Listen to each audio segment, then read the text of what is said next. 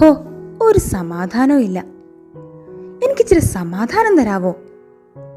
How, സമാധാനായി. സമാധാനം എന്ന വാക്ക് ദിവസത്തിൽ പല തവണ പറഞ്ഞു പോകാറുണ്ടെങ്കിലും എന്താണ് ഈ സമാധാനം എന്ന് ചിന്തിച്ചിട്ടുണ്ടോ? ചിലപ്പോൾ ഒറ്റയ്ക്കിരിക്കുമ്പോൾ സമാധാനം കിട്ടും, മറ്റു ചിലപ്പോൾ ഒരുമിച്ചിരിക്കുമ്പോഴായിരിക്കും സമാധാനം കിട്ടുക.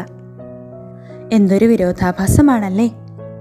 ബെത്ലഹേമിൽ യേശുവിൻ്റെ ജനനസമയത്ത് മാലാഖമാർ പാടി, അത്യുന്നതങ്ങളിൽ ദൈവത്തിന് മഹത്വം, ഭൂമിയിൽ ദൈവകൃപ ലഭിച്ചവർക്ക് സമാധാനം.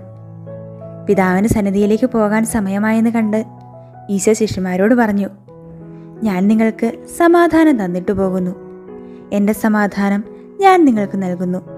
നിങ്ങളുടെ ഹൃദയം അസ്വസ്ഥമാകേണ്ട, നിങ്ങൾ ഭയപ്പെടുകയും വേണ്ട. യേശുവിൻ്റെ വചനങ്ങൾ സമാധാനത്തിൻ്റെ സന്ദേശങ്ങളായിരുന്നു. മനുഷ്യൻ ആഗ്രഹിക്കുന്നതും ദൈവം ആശംസിക്കുന്നതും സമാധാനം തന്നെ. അത് ഹൃദയത്തിൻ്റെ ഒരവസ്ഥയാണ്. ലൈഫിൽ ചെറിയൊരു ബ്രേക്ക് പിടിച്ചിട്ട് ഒന്ന് ചിന്തിച്ചേ, ചുറ്റുപാടുകളാണോ നമ്മുടെ സമാധാനം കളയുന്നത്? എൻ്റെ ചിന്ത, എൻ്റെ വാക്ക്, എൻ്റെ പ്രവൃത്തി, എൻ്റെ മനോഭാവം അല്ലേ? മഞ്ഞിലും തണുപ്പിലും കാലിത്തൊഴുത്തിലും പുൽക്കച്ചയിലും സമാധാനം അനുഭവിച്ച ഉണ്ണീശോ നമ്മെ അനുഗ്രഹിക്കട്ടെ. ക്രിസ്തുവിൻ്റെ സമാധാനം നമ്മെ ഭരിക്കട്ടെ. നമ്മുടെ ചിന്തകളെ നമുക്ക് വിലയിരുത്താം.